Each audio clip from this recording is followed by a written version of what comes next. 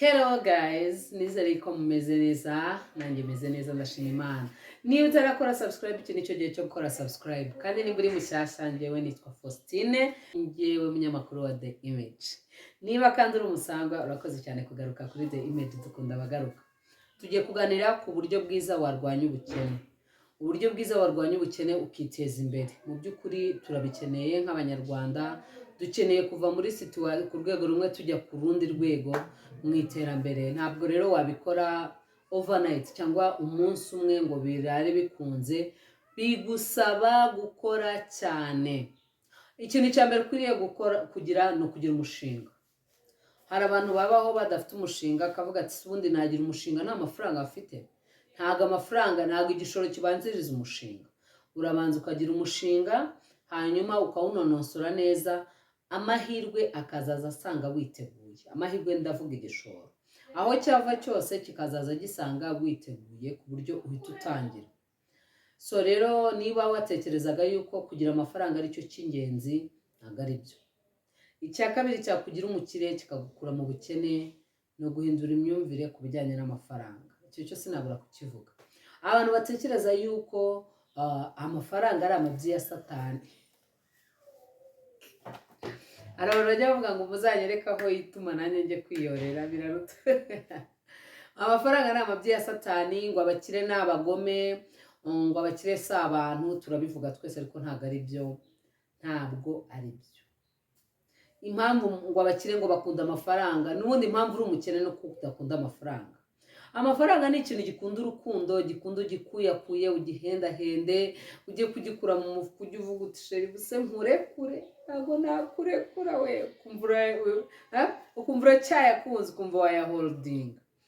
Amafaranga ntabwo ari umwanda. Amafaranga ntabwo ari atuma abantu baba babi, ahubwo amafaranga agaragaza abantu uko bari. Asobanura neza ibintu ubundi urebye.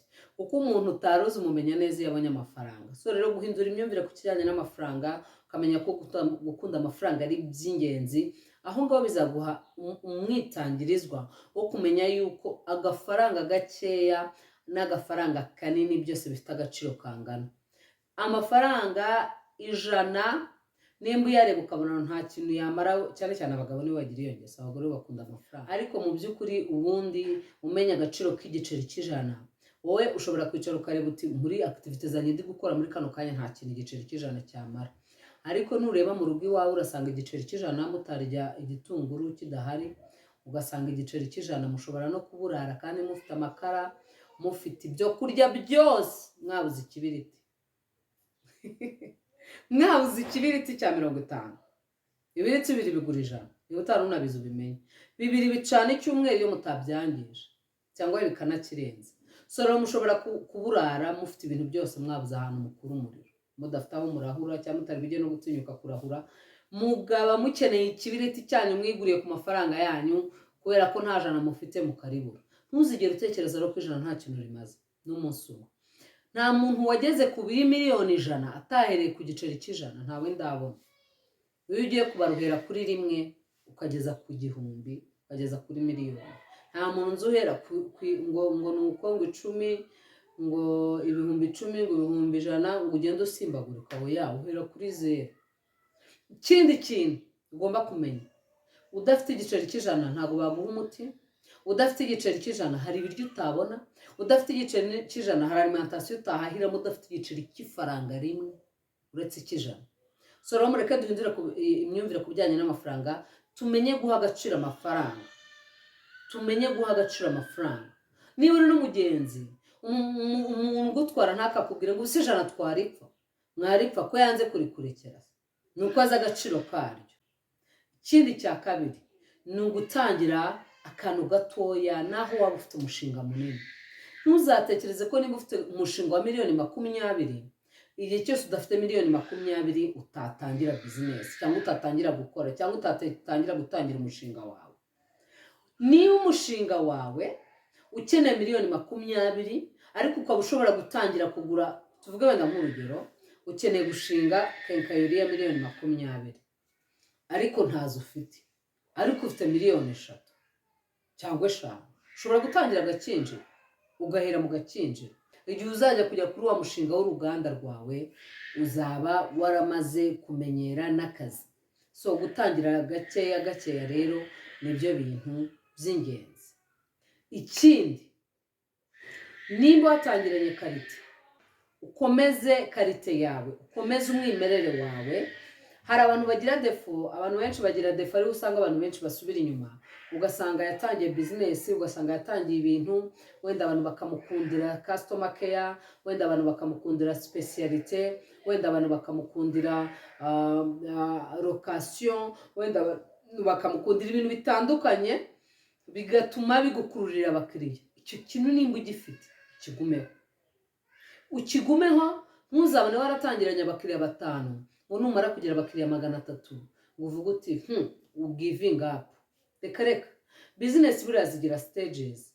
Business igira igihe cyo kuvuka, hari period igeramo ikamanuka. Business iyo igitangira igenda gutya, noneho hari ahantu igera nyine kamera nk'ifatishije, aho bita kuri top ahangaha. Ujye umenya ko icyo gihe iba igiye kongera kumanuka. Iyo ugeze hano rero biba bigusaba gukreya udushya. Noneho ibaze rero business yawe igeze hano muri maturity, handi igiye kumanuka, wowe ntubyitayeho, ahubwo n'icyatumaga ugezaho, n'icyatumye ugezaho ngaho urakiretse. Ni amakosa akomeye ku bantu rero badakora business. Wenda tuvuge bakora akazi ku kwezi, bahembwa saleri, bakora ibirakase, batagira umushahara uhoraho. Mwene abo bantu nabo ntibabura gutera imbere. Ikintu busabwa ni ukwiga kwizigama. Kwizigama ni ikintu cy'ingenzi, n'aba business ni ikintu cy'ingenzi. Kwizigama ni ikintu cy'ingenzi ku muntu ushaka gutera imbere, ku muntu ushaka gukira ubukene. Ushobora kwizigama mu buryo butandukanye. Ushobora kwizigama kuri banke, uretse wenda atari byiza cyane, ariko ushobora kwizigama kuri banke, ushobora kwizigama mu bimina byunguka, ushobora kwizigama muri gahunda zo kubika amafaranga azunguka andi, ariko ayo mafaranga ukayizigama uyinvestinga. Kuvuga ngo igikurikiyeho ni ugushora. Shora mu bindi bintu. Nimba uri n'umugore wo mu rugo, ku bagore bo mu rugo bo tuzagira ikiganiro cyihariye. Niba uri umugore wo mu rugo, shaka ibintu bikwinjiriza. Shaka ibintu bikwinjiriza. Ugomba gushaka ahantu ushora udufaranga duke ubona. Ugomba gushaka ahantu ushora udufaranga dukeya winjiza. Ugomba gushaka ahantu ushora udufaranga tuzajya tukwinjiriza, nawe ugafasha mugenzi wawe mu guteza imbere urugo rwawe. Buriya reka mbabwire mwa abagore mwe tuba mu rugo cyangwa badafite akazi k'ukwezi, ko nanjye nta kazi k'ukwezi ngira, ariko ibyo nkora binyinjiriza birahagije. Niyo wabaho udafite ikintu usaba mugenzi wawe, uri kumutera inkunga, ko washaka icyo ukora kikwinjiriza, ukamufasha kwikemurira ibibazo, ukamufasha gukemura utubazo tumwe tw'urugo, two mu rugo, tw'abana, guhemba umukozi, guhaha bimwe na bimwe. Yewe ushobora no kubaho uri umuntu ushobora kumugurira imyenda ye, nayo aba ari depanse uba umugabanyirije.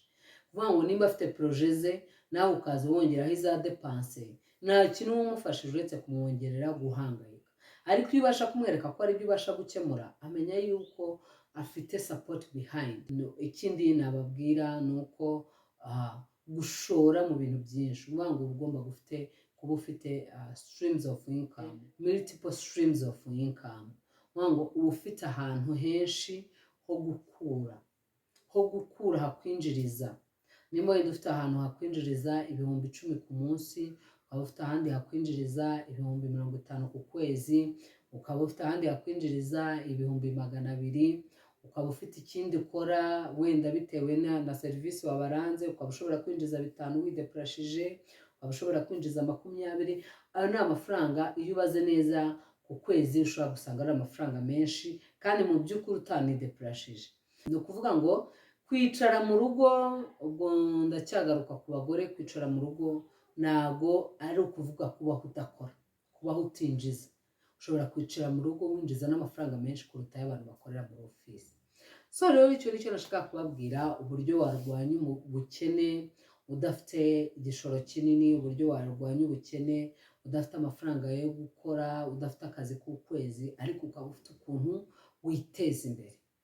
Murakoze cyane rero, mwari kumwe nanjye Faustine, mukomeze kuryoherwa na The Image. Niba utarakora subscribe, ihangane ukore subscribe kano kanya, hanyuma ukore kuri notification button cyangwa kuri kariya kazogera kaba kegereye ijambo subscribe. Hanyuma nurangiza iyi video nimba uyikunze wisangiza abantu ukoze kuri share, ariko nimba ufite n'igitekerezo, icyifuzo cyangwa se inyunganizi watwandikira muri comment section, hanyuma tukagusubiza. Murakoze cyane rero, mukomeze kuryoherwa. Bye bye.